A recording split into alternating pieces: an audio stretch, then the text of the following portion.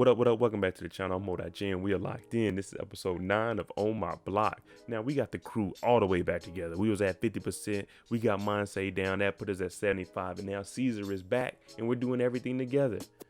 But we want to know who's in that truck with the red rims on it. Before we get into this episode, though, shout out to the notification gang. If you're new to the channel, you'll be a part of it. Hit the subscribe button, turn on your notification bell so you get something every time I upload. Hit that like button is the easiest thing you can do.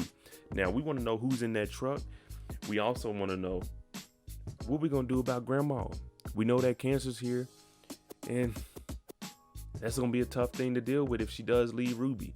But let's jump into it. This is episode 9 of On My Block.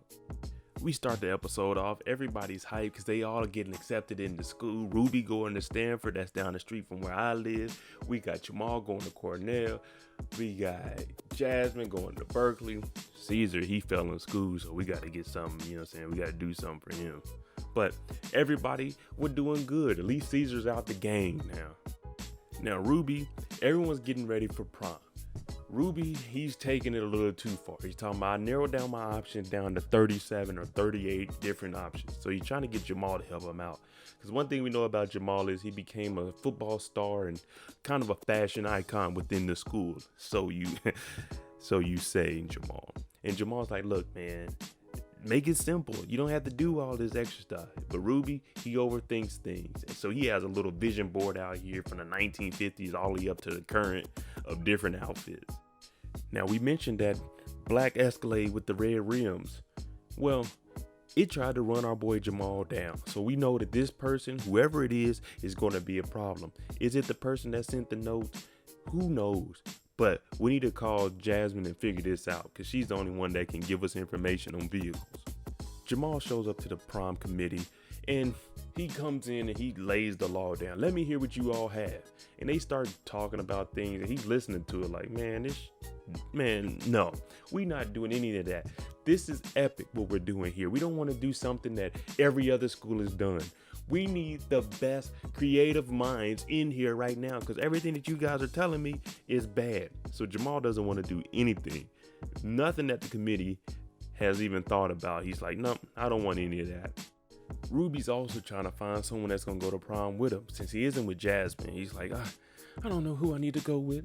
And Jamal makes everything about Jamal. He's like, well, just imagine how hard it is for me. I have too many options. I need to start making a waiting list for this. But Jamal's telling him what you should do is limit your options to somebody you know that will say yes. Jasmine's single, Monse's single, and they're talking about we should go to the prom and roll together solo. Now, Jasmine's listening like, ugh, that doesn't even sound right. I sound like you now. And Monse's saying, well, I don't have anybody to go with, so it'll just be a regular date to me. Well, not even a date, it'll just be a regular dance, and I don't need to go to another dance. She also sees Caesar walking off. Now, these two, Caesar just apologized for being a mess to her, and he's going about his life because he's trying to pass school. Everybody else is getting accepted into college. My boy is just trying to graduate. Ruby's limited his amount of girls down to 2. Now, what he's doing is looking at Instagram, and he's saying, I want a girl that's going to just be her, But then he's starting to break down their pictures. This is her picture with filters. But then I go to who she's tagged in. This is her regular, what she normally looks like. And for him, he just wants a naturally beautiful woman. Doesn't need all the filters. Don't need all of that. We aren't asking for too much. You know what I'm saying? Just a nice woman. Just be yourself. All the extra stuff is cool. But who are you? So he tells Caesar, look, I need to go figure this out. I'm out, brother. I got to go. Prom is important to me. Monse comes over and starts talking to Caesar, and he's just trying to figure out what he's going to do, even if he graduates. Like, what is the next thing for him to do? Because he's, out of everybody, he's the only one that's been in and out of school. He was in the gang, so he's trying to graduate. So he's not even thinking about prom. Now, Monse on the other side, she doesn't want to go to prom either, unless it's with somebody special. And we already know that special person isn't Jamal. That special person is Caesar. But since Caesar isn't going, for her, she feels inclined to say, oh, I'm not going to go either. Jamal's still going in on the prom committee and their ideas. He's like, this is all y'all came up with? I have to do all the work. I'm the class president. I'm in charge of the prom. And I'm doing all the work. Y'all not coming up with any ideas. So he tells the guy to to go ahead and just walk away. But he tells him to go walk the other way, even though the guy lives six houses up, because that black truck, that Escalade with the rims, it pulls up. Jamal calls up Jasmine, the only person that has access to find out who these people are. And he's like, who is this? So she looks at the database, and it turns out that this registration is blocked. So you don't know who this car belongs to, which is good. You know, the police pull you over. They be like, oh, okay, it must be an important person if it's blocked like that. But Jamal is nervous at this point because they're following everything he does. When he stops, they stop.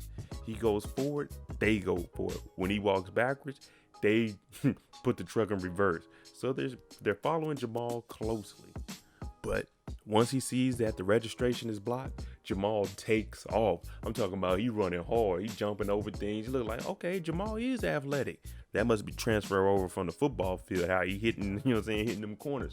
But he runs down the alley and he jumps behind this fence. And you can see right here, the truck zooms on by because they don't know where Jamal went. Or they just couldn't slow down fast enough. So they just kept it moving. Now for Jasmine, just when things starting to look up for her, she's going to Berkeley, everything is good. Her aunt comes in and tells her she's moving to Dallas. Now, that's good because, her husband's getting a good job out in Dallas. The only thing is, with Jasmine going up to UC Berkeley, that's up in between, San Francisco and San Jose. That's up in that area. They live down in LA, so she wants to know, if you leave, who's going to take care of her dad? So this is going to mess up her going to college because she's going to have to be here to take care of her dad. So that's why she's so upset about her aunt actually moving to Dallas. Ruby goes to visit his grandma in the hospital, and he's thinking it's for her cancer. Well, if you remember at the beginning of the episode, you see them working out. She just dropped some weight on her foot. So she's like, that's what I'm in here for. She's saying, I'm going to have to, I'm not going to die from the cancer anytime soon. So he's in here. He's actually talking to his grandma. And you know how she is. She's really nonchalant about things, and she does things in her own fashion. Abuelito, she's always been there for our boy Ruby, and she's telling him, you should go ahead and take Jasmine to the date. That's the perfect girl for you. And he's like, I want to go on a date day. She's saying, this girl, she's good for you. Just go out there, get your girl back, and go on a date with her and make it happen. When Ruby leaves, he's like, you know what? You're right. He goes into the bathroom. And then he's like, oh, this is the bathroom. Yeah, Ruby, the door is on the other side of the room. Monse and Caesar, they pull up. Monse tells the teacher, hey, the principal wants to see you. Now they roll in here, and Jasmine's in his class. They got a little presentation for her. They bring in a TV. It's a whole little spiel on how great she is, how amazing she is. So you're like, okay, they went above and beyond for Jasmine. Inside this little cart that they had the TV on, it's our boy Ruby. He jumps out. Hey, Jasmine, would you go to the prom with me? So everybody's happy. They got the little poppers. Pop! Everybody in the class is like, okay, you about to go on a date with Ruby to prom. But Jasmine, she just got the bad news about her aunt leaving. She might not be able to go to college because of her dad. So she tells them no. I'm talking about in front of everybody. So they close the thing and you can hear Ruby saying, wheel me out. Get me out of here. Just take me out of here. Because this is humiliating. Now, all of the girls on campus, they seen what Ruby did. So they're like, he's a certified lover boy. And I ain't talking Drake. He did all this. He went all out for the woman. So the girls everywhere looking at him like, ooh, look at Ruby. He's a real guy right there. But Ruby's taking it as everyone feels sorry for him. He's like, I don't want your pity. I don't want to go on a date with you. Caesar's like, bro, they want to go on a date with you because they've seen how much of a gentleman you are, how you would treat a woman. So he's turning down girls, but all these girls actually want to go on a date with him because he thinks that they're, making fun of him. And he's like, you know what? I don't need any sympathy from anybody. Because all he wanted to do was go on a date with Jasmine. That's all. He wanted his old thing back. Now, Monse and her dad, they have a close relationship. Now, we know she's going to be coming back to Free Ridge. And she's here. And she's talking to her dad about Ruby and how all the girls, they've been approaching Ruby. And he's looking at it like, that's the same for you. You said you don't want to go to prom, but I didn't raise a timid girl. So if there's someone you want to go with, you can also approach them and let them know. Meaning this ain't the 1950s, ladies. If you have an attraction to a man, a gentleman, go up there and talk to him. At least get the conversation started, because sometimes we don't know that you're into us, so we just don't say anything. Grandma sends Jamal to the house because she needs to get some medicine. And when we mean medicine, we mean marijuana. So he goes to the house, he's trying to get in. And she telling him how to get through the screen, but it's taking too much work. So then she says, oh, you can just go through the door, it's unlocked. So Jamal's like, why didn't you just say that at first? Now when he goes to look up under the bed to get this marijuana, he sees the magazines that have been cut up. Now we always wanted to know who sent these letters. Well, it looks like Abuelito, she's the one that's been doing it.